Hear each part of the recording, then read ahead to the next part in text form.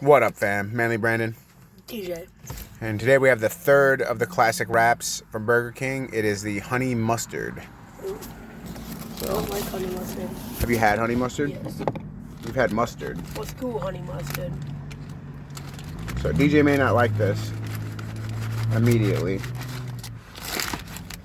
You might like it. You like mustard.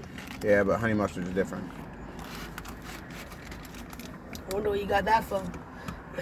Probably because it's called honey. Alright. There's that boy. Alright, cheers.